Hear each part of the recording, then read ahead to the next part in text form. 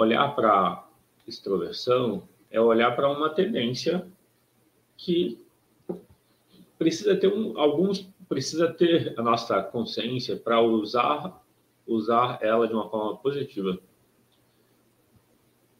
O que eu quero dizer é que você pode pensar na extroversão como uma ferramenta, como um hábito ou como uma tendência, onde a extroversão significa uma facilidade em ir para fora, em estar do lado de fora, em estar na relação com as pessoas. Olhar para a extroversão, a própria palavra indica isso, o extro é para fora, a versão é voltar-se. Então, a extroversão é a gente estar voltado para fora. Você pode pensar como extremidades, onde de um lado tem a extroversão, que é voltar-se para fora, e de outro lado tem a introversão, que é voltar-se para dentro. A gente precisa das duas dimensões. A gente precisa da dimensão do para fora, para realizar, para se comunicar, para obter resultados, para ajudar pessoas, ou seja, a gente depende da extroversão para se comunicar com o mundo e com os outros. E a gente depende da introversão para se comunicar com a gente. Não é automático que a gente perceba e ouça as nossas emoções. A gente precisa querer. É possível fugir das emoções. Imagino que você perceba isso. E olhar, então, para a extroversão é olhar para uma tendência, uma facilidade. O risco de você se guiar pelo que é fácil é tornar essa maneira de ser ainda mais forte, ainda mais fácil, até um ponto que ela toma o controle da gente. Tem um ditado que é: a mente é um servo fiel, mas é um mestre perverso. A mente, como um servo fiel, é a mente que a gente percebe separado da gente e a gente faz uso dela. Essa é a mente que é um servo fiel. A mente que é um mestre perverso é quando a gente está identificado com a mente. A gente não percebe separação. Então, a gente acha que aquilo que a gente pensa é a gente pensando. Pode parecer abstrato o que eu estou falando, mas o olhar que eu trago é: eu preciso perceber que existe um espaço. A mente, ela pensa o tempo todo.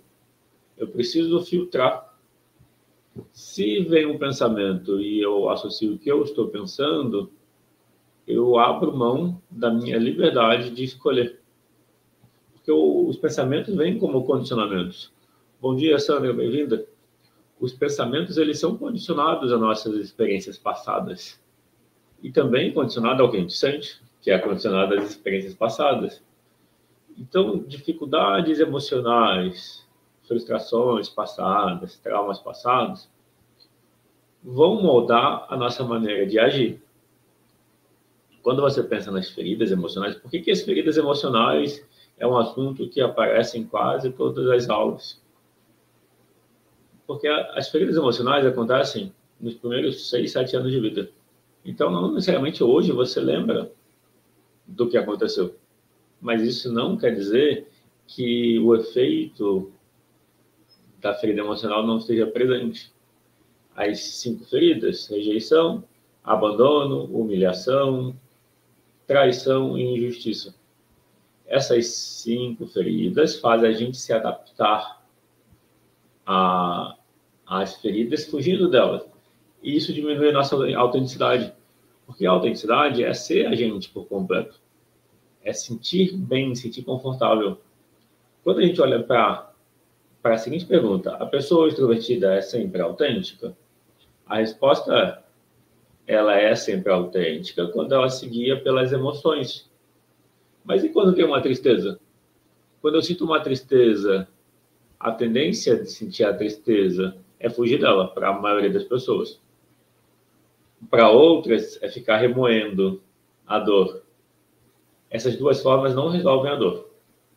Para resolver a dor emocional, de uma ferida passada, uma tristeza acumulada, é necessário perceber que fugir não resolve e remoer a negatividade também não resolve. O que resolve, então? Resolve a empatia. Conversar de forma empática, conversar dando apoio, entender que existe uma relação. Então, são duas pessoas, pelo menos, duas partes, dois eus que precisam conversar. Quando eu falo que são duas pessoas, é para enfatizar que existe uma relação. Eu preciso cuidar do meu eu emocional.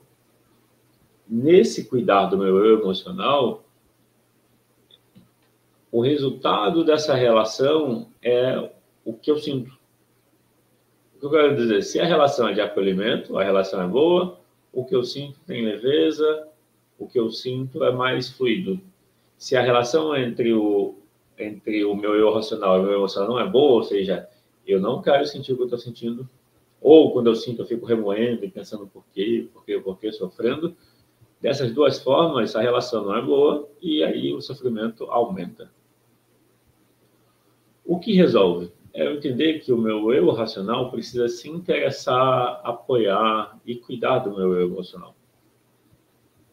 E esse se interessar, como saber como fazer isso? Geralmente é o que você espera receber dos outros, mas também é aquilo que você faz pelos outros.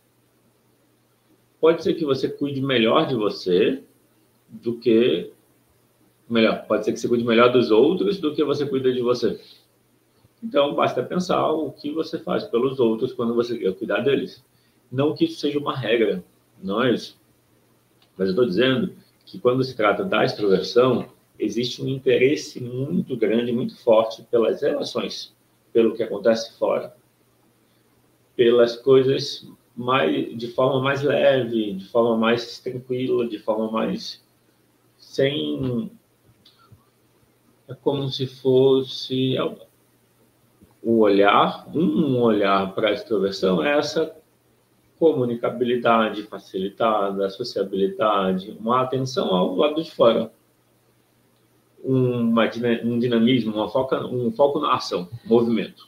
Seria esse olhar da extroversão. Eu estou mostrando que todo mundo é extrovertido e introvertido.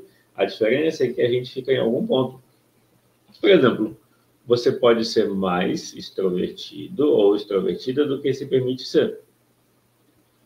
E as experiências passadas fizeram você se adaptar. Cuidar da ferida emocional é uma forma de você encontrar a paz que permite você ser mais quem você é. Bom dia, Eliane.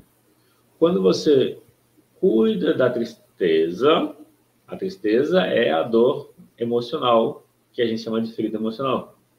Quando a gente se frustra, se magoa, se decepciona, quando a gente é rejeitado, abandonado, humilhado, traído ou injustiçado, esses acontecimentos tocam na nossa tristeza. O que eu estou mostrando é que você pode preventivamente agir na tristeza, mas o lado extrovertido na gente, eu estou dizendo que existe um extrovertido e existe um introvertido na gente. A gente tem essas duas dimensões. A diferença é que quando a pessoa é mais extrovertida, quer dizer que o extrovertido dela é predominante e é o que manda nas decisões. Só que a gente precisa olhar como sendo duas partes que precisam se relacionar. Bom dia, Ana Paula. Quando você olha para... Então, eu preciso considerar a minha relação. O meu lado extrovertido, ele pode ser predominante, que é o tema da aula de hoje. E a pergunta é, uma pessoa extrovertida é sempre autêntica? A resposta é, se ela for fiel ao que sente. Quando você deixa de fazer o que você sente que é certo para agradar os outros, ou para não desagradar os outros, ou por qualquer outra questão, quando você deixa de ser você, exemplo, relação em família, quando você é você, as pessoas extrovertidas, elas são mais comunicativas. Então, elas afetam os outros, elas interferem com mais facilidade nos outros. E aí, dentro do contexto da família, muitas vezes os pais, ao educar os filhos, educam do jeito que eles aprenderam, que é, por exemplo, não incomodar os outros, se comportar, ser educado. Isso pode ser recebido como uma repressão à espontaneidade, à extroversão. E pode trazer uma dor de não ser aceito. E aí, pensa, qual que é a dinâmica? Existe um lado que quer se expressar, que quer ser visto, quer ser ouvido. Todo mundo tem essa necessidade. Tanto quem é extrovertido quanto quem é introvertido tem necessidade de ser visto e ouvido. A diferença é que o extrovertido ele já vai e expressa. Ele consegue ser visto e ouvido se expressando. O introvertido, talvez ele tenha uma necessidade menor, ou tem, mas esconde.